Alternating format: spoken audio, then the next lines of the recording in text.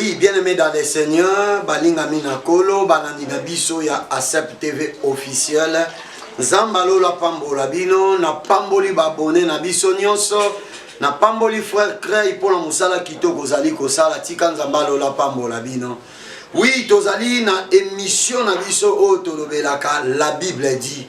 Bien-aimés dans les seigneurs, la Bible dit c'est une émission oyo tolingaka ko décortiquer to koyebana kozwa liloba na Nzambe pona ko présenter église corps du Christ afin que bana na Nzambe bazala affermi parce que ndenge nzoto eliaka lipa eliaka kwanga eliaka biloko oyo tozali komona na misu. La même chose, notre spiritualité a aussi besoin d'avoir à manger. Or à manger il y a spiritualité na biso, c'est la parole de Dieu. C'est pour cela au travers la parole de Dieu netoyaka kokoma makasi afin que monguna na biso satana ennemi na biso ya tous les siècles de tous les siècles azala na makasité ya kolonga biso parce que la parole de Dieu fortifie notre être intérieur. Zambalola apambola bino. Tozali kolobela la Bible dit. Bien aimé, na kati ya la Bible dit, le no tozali koloba l'église face au danger. Dans une émission oyo, to thème oyo ya église face au danger. La fois passée na sina pesa ki yango pona kolinga kolakisa batu les dangers que guette l'église, les dangers que le diable projette contre l'église. Bien aimé, nalobaki danger ezali nini? Danger selon la parole ou plutôt selon le dictionnaire, Bazali Koloba était, c'est quelque chose qui amène à la perte.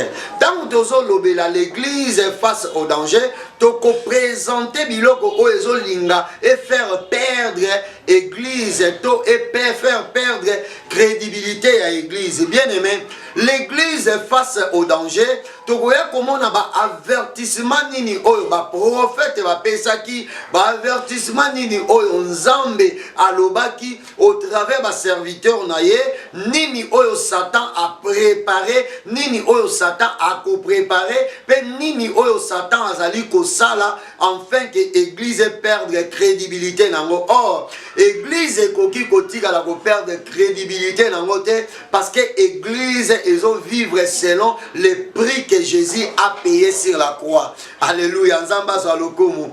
Bien aimé dans le Seigneur, par rapport à mama kamutozo monezo le kamikolo oyo tomoni ba prophète o bazali koya ko prophétiser ya koloba makambo etali football au moment la prophète azoya kolobela football au lieu à gagner ba âme, au lieu à payer sa message oyo et ko édifier église corps du Christ, mais azali ko bimana kati ba futilité miloko nyonso wana Nzambe alobaki yango pe a préparé qui déjà bana Nzambe enfin que ba koyate bazala ba proie ya ba loup ravisseur te tokoya kotanga na Jérémie chapitre 23, tozali kolobela l'église face au danger. Bien aimé, Jérémie chapitre 23, verset 1 jusqu'à 4, je lis la parole de Dieu. Malheur aux bergers qui perdent et dispersent les troupeaux de mon pâturage. Oracle de l'Éternel. C'est pourquoi ainsi parle l'Éternel, le Dieu d'Israël, sur les bergers qui font paître mon peuple. Vous avez disséminé mes brebis, vous les avez chassées, vous n'en avez pas pris soin, vous avez intervenu, plutôt, voici que j'interviendrai contre vous à cause de la méchanceté de vos agissements. 4. Plutôt 3. Oracle de l'Éternel. Et je rassemblerai les restes de mes brebis de tous les pays où je les ai chassés. Je les ramènerai dans leur enclos. Elles seront fécondes et multiplieront.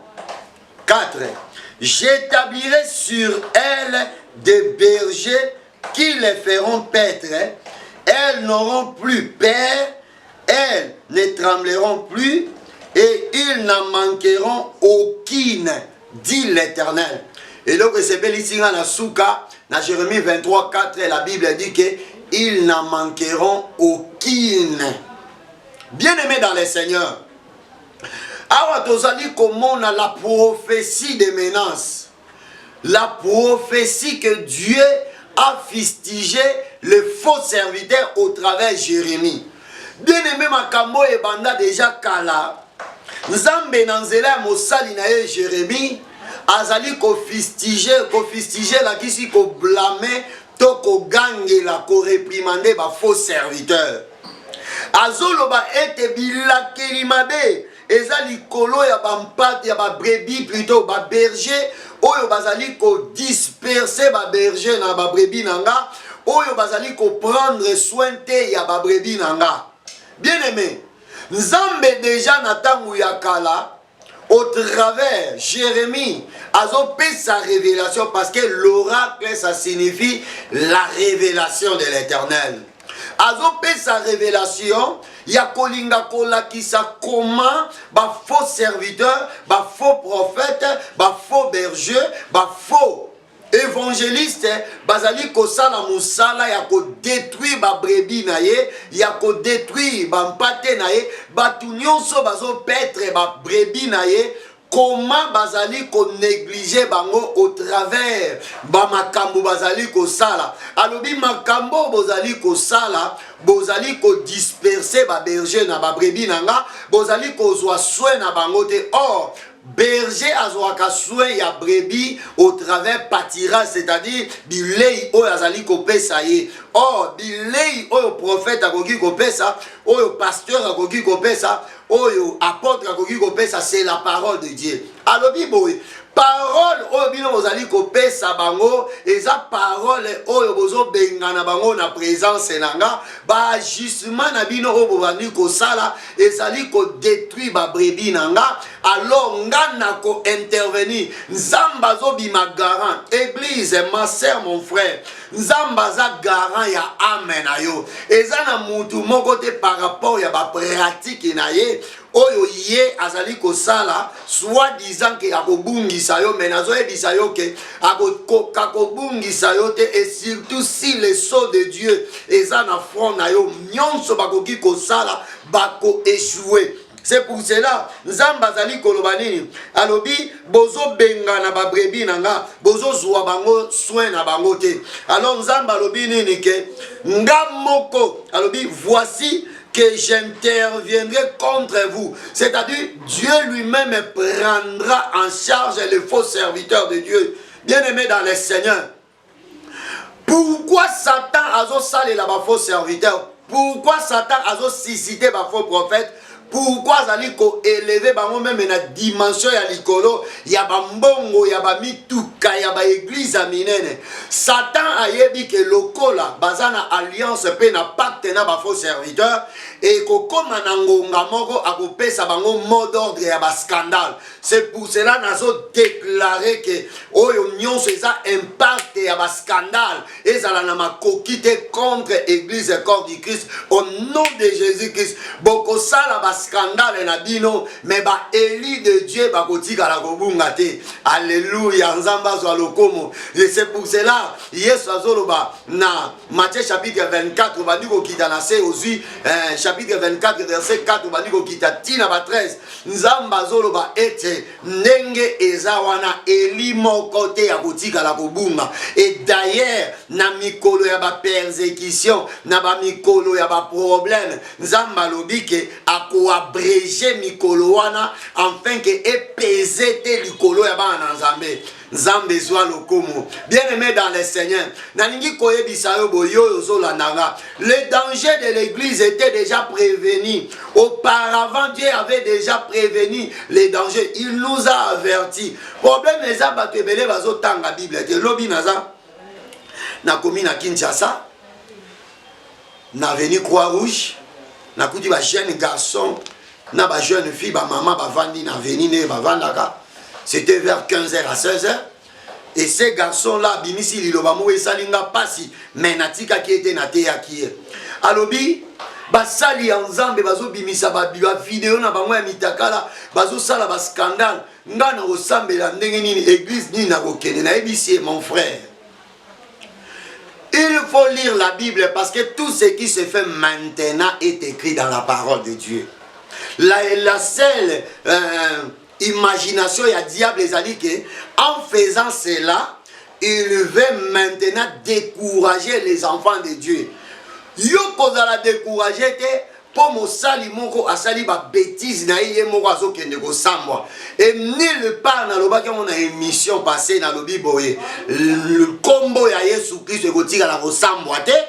Combo ya ba ministère o nzamba tie, c'est-à-dire ministère apostolique o eza ba apôtre, le ministère prophétique o toujours le ba banani ba prophète, ministère pastoral ekotika la kosamboate. Donc les 5 ministères ekotika la kosamboate, mais batu wana bazana ba kombo na bango malgré balati ba casquette comme ba ministre songolo pakala ya liloba na nzambe, mais comme Dieu ne les reconnaît pas makambu nyonso bakosala eza en dehors ya église ekotika la jamais ko affecter église, parce que Yesu azoyebisa Pierre alobi tu es Pierre, sur toi je bâtirai mon église, dont les portes de l'enfer ne prévaudront point contre elle. C'est-à-dire, les portes de l'enfer et qu'on soit avantage de mon côté. L'icolo ya église et corps du Christ, bien aimé dans le Seigneur. Yogana ebisa yo. Muto ya sambwe wana, mutakala wana ebimi libanda wana. Eza ya yote, eza ya mutu wana. C'est pour cela yenda sambwe, yo tikali ko sambwa te. Nzamba lobia ko intervenir, c'est-à-dire, bon matabo kita, Dieu prendra en charge tous les faux serviteurs et lui-même a attaqué bango père pour détruire bango. Alléluia. Tika lo boko ya nzambe et humilier ba faux serviteurs. Même atane bazawana ba se dissimuler na kati ya ba vrai. Atane bazawana ba s'infiltrer na kati ya ba vrai. Bakotika na jamais ko choquer église et corps du Christ. Et surtout bana na nzambo baza.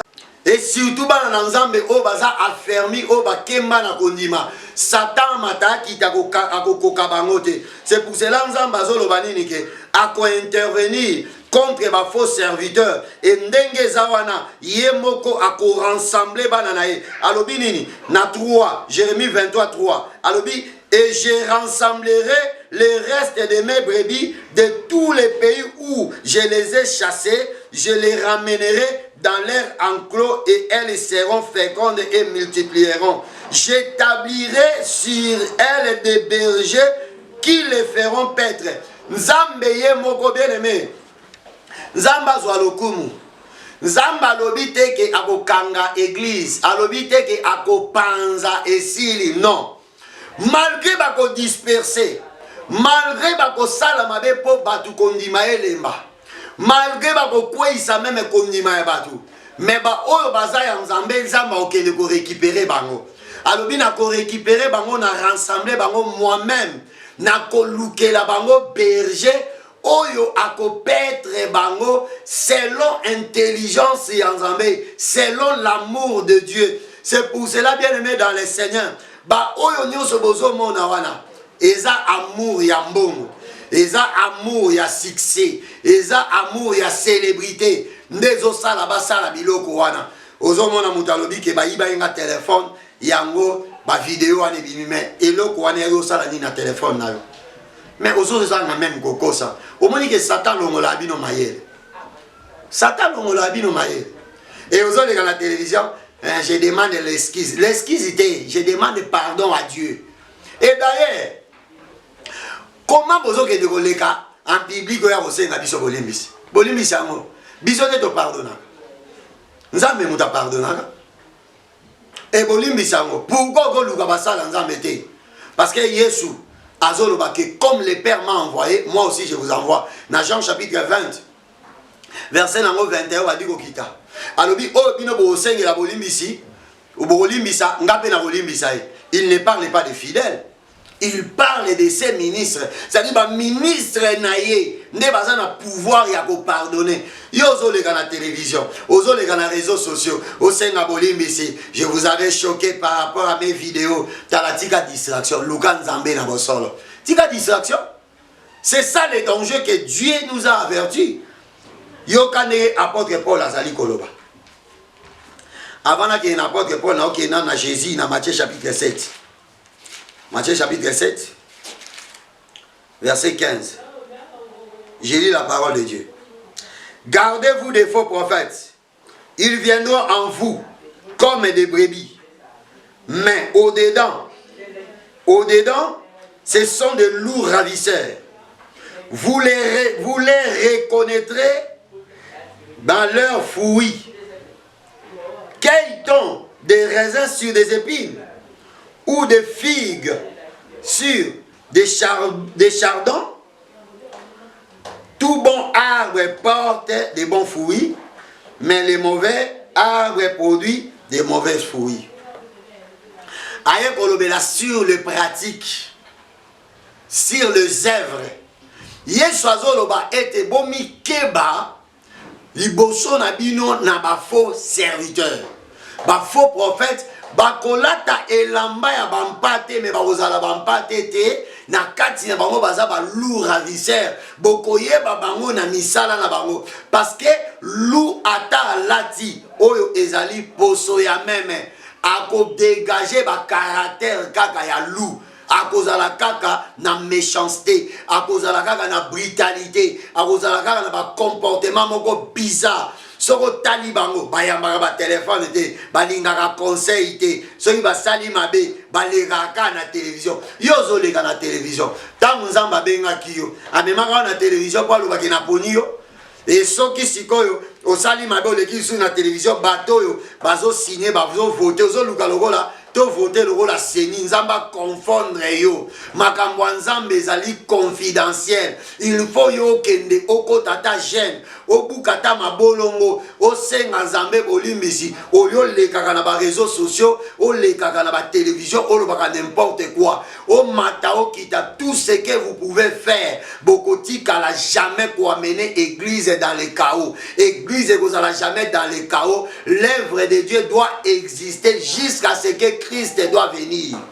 Alléluia. Tika kondimana ezala fermi na kombo ya Yesu Kristo.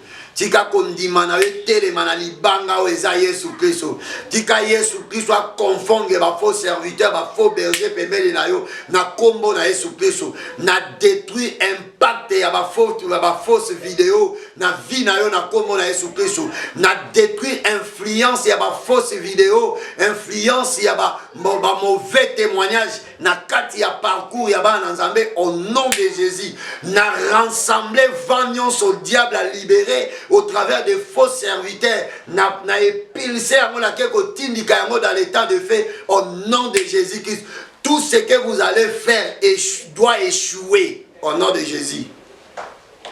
Yes alobi, est-ce que kobuka bambuma malam na banzube nzete ya banzube okende kokuta kuna na kata nzete wana okuta ba raisin alobi raisin ozalate pour dire que de faux serviteurs ba obimisaka misala na bango pe komaka ka bino ezalaka chaque année ezani ni album nzamba confronte ba album na bino mitakala na komba Yesu Kristo lelo album ya mutakala lobi album ya obo lobi album ya boy donc et comme ba album donc ça lingo bimisa album il faut bimisa vidéo na yo wana ndio zo succès énergie au bozo lukana ba na nzambe na détruire o ezali impact ya ba pouvoir au bozo libérer au nom de Jésus-Christ bino so bokoma kaka boy na boy hein tane bosala ozo yemba ozaboy hein ekeko wana ezalaki na Egypte wana nde bokoma kolakisa biso nzamba confondre bino bozo avancer dans les mal plus bozo koma na kati ya buzoba et bozo tika tsukule ko comprendre que makambo bozo sala ezate o esengela ki bo sala c'est comme ça les diables ceux qui komi ko sala la ye Aobana kota na vie na okosali so makambo yozo s'attendre na ngote. Obana kosutuka kaka osali yango. Obana kosutuka, c'est comme ça le diable. Il t'a donné le succès. Le diable t'a donné la gloire. Il t'a donné la célébrité. Mais en retour il y a Oswani. En retour il y a fois Samouissa yo. Tala diable akotika la jamais kozala na amour ata opesi Congo mobimba sacrifice. Ata opesi Afrique mobimba totikali 4 continents. Pour un diable azwa peso célébrité. Aotika kozala na amour te. Ata opesi diable yokana ebisa yo. Ata opesi diable 4 continents etikali 5e continent de olobi ke o vivre comme un roi. Diable akotika la kolinga ote. C'est pour cela le danger de l'église a été déjà prévenu. Tala awa on a reçu qui ça. Oya komona Actes des Apôtres chapitre 20. Actes des Apôtres chapitre 20 verset 25 à 31. Je lis la parole de Dieu. Yoka apôtre Paul Nengazoloba. Et maintenant voici, je sais que vous ne verrez plus mon visage. Vous tous au milieu de qui j'ai passé en prêchant le royaume de Dieu. C'est pour cela, c'est pourquoi je l'atteste aujourd'hui. Je suis pire du sang de vous tous, car sans rien dissimuler, je vous ai annoncé tous les desseins de Dieu. 28. Prenez donc garde à vous-même et à tous les troupeaux au sein duquel le Saint-Esprit vous a établi évêque pour faire paître l'église de Dieu qu'il s'est acquis par son sang propre. Je sais que parmi vous, après mon départ, s'introduiront des loups redoutables qui n'épargneront pas les troupeaux et qui, des milliers de vous, s'élèveront des hommes qui prononceront des paroles perverses pour entraîner les disciples après eux. Veillez donc en vous souvenant que pendant 3 ans, je n'ai cessé nuit et jour d'avertir avec larmes chacun de vous. Et maintenant, je vous confie à Dieu et à la parole de sa grâce, qui a la puissance d'édifier et de donner. Bien-aimé dans le Seigneur, quand na bandaki koloba était apôtre Paul, tangu a saisi côté na Éphèse, ça fait 3 ans. Na 3 ans oh ya salaki Bible zoloba était à enseigner église, à préparer église à l'Indiazonga na Jérusalem. Na Jérusalem, c'est pour cela, na Actes des Apôtres chapitre 20, verset 25, tobandiko kita jusqu'à 31, apôtre Paul azo ebisa bango ke nga nazo kende Jérusalem. Bokotika la komona lisusu elongi nangate. Et le kola nazali kokende, nalingi na avertir bino ete, nazali saint, c'est-à-dire, na batea na tei bino, na ba conseil na tei bino, na connaissance na ndimi ko transmettre kati na bino, naza pur, makila na bino eza susu na mutu na ngate, parce que ngai na pesi bino o esengela ki na pesa bino, na pesi bino connaissance ya Christ. Alors, na ndenge nazali kokende, na lingi boyeba ete église oyo Yesu asombaki yango na makila na ye. Bien-aimé dans le Seigneur, yo kana ebisa yo église du Christ, Yesu andimaki kosopa makila na ye, andimaki kotia ame na ye en exercice pour la sauver yango. C'est pour cela lobi ke ndenge botikali wana et kotombwa na kati na bino ba faux prophète et kozana batu misusu bakoya ko s'introduire asimbi biloko mibale alobi ils s'élèveront parmi vous de loups ravisseurs. Ayo simba deuxième chose à l'obi, ils s'introduiront parmi vous, c'est-à-dire ezana ba misusu baza kati na biso mais baza na kati ya hypocrisie et bazali ko banga parce que ngai naza présent moyen ba s'élever ezate parce que ngai na o combattre bango pe ba ko kweya. Alors ndenge nazo kene bokomona so elongi na ngate mais na sima nanga ba faux serviteur ba ko telema. En dehors ya ba faux serviteur ko telema ezana ba misusu ba koya ko kota kati na bino oyo ba ko épargner ba brebite. Alobi boy malgré ça ndenge batu wana bakoya côté ya ba choses pernicieuses lelo tozomona nini bien aimé tant mutu azopesa prophétie numéro de téléphone tant mutu azokende quelque part azui mutu po balobake asaleli miracle aza sataniste nyonso wana eza ba pratique moko perverse pona kobungisa peuple de Dieu mais bamata bakita nyonso bakosala wana ezali échec pona bango parce que dans Jérémie chapitre 23 verset 1 à 4 Nzamba lobia ko intervenir farouchement contre ma faux serviteur, à humilier bango, à bengana bango na bergerie, pe à kotia ba vrai brebis, plutôt à kotia ba vrai berger, oyo wapi ba koye ba na ko conduire pe ko diriger église. Tika loboko ya Nzambe et détruit ma faux serviteur et détruit impact ma fausse vidéo na bango et détruit ma connaissance maléfique o bazali ko introduire na kati ya église. Bien aimé, soki kati no so ya Saint-Esprit ezali, peu importe le combat, Dieu va te relever. Ozala la tête haute pe okoyeba na ko réussir. C'est pour cela na koyeninga koyebisa bino na nyonso oyo tozali komona Matthieu 24 Yesu Christ a prévenaki alobini celui qui persévérera jusqu'à la fin sera sauvé. Na ye kopesa yo message ya persévérance mon frère homme de Dieu. Tika kolobake na oki mosanza memo azoloba même kombo ya pasteur et commission nani moi j'accepte, je suis pasteur, je suis homme de Dieu. Et Dieu m'a appelé dans le ministère apostolique. Soni parce que dans la fausseté, Soni anine parce que un sataniste azali ko koya na scandale na ye. Non, ngana ko ya jamais identité nanga parce que mutu moko ya faux, mutu moko ya pirate à s'introduire quand il a besoin. C'est pour cela ba pirate bazo bima bien aimé dans le Seigneur. Mikolo Satan pesi bango mot d'ordre ya ba scandale. Eza kutu muke boko mona ba scandale, mais je dis que celui qui persévérera jusqu'à la fin sera sauvé. Sera sauvé. Tika Nzambe alola.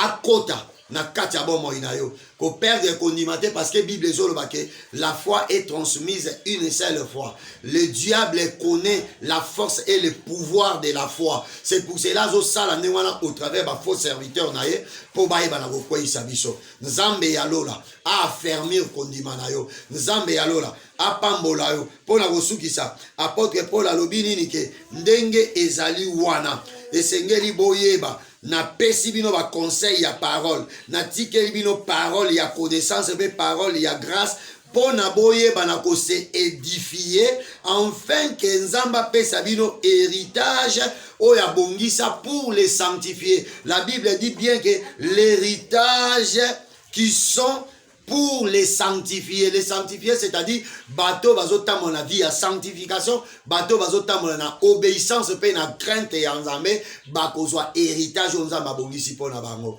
Nzambe ya pambola liloba na ye, na pamboli balani na biso nyonso ya ASEP TV officiel Nzamba lola pambola bino, na pamboli balani nyonso o bazali kolanda émission na biso, la Bible dit, Nzamba lola a accompagné bino. Nzamba pambola frère Krey, a pambola ma master, apamola libota mobimba Nzambe abosa na bino te na tokuta na bino à la prochaine émission. Ciao ciao Nzambe apambola bino.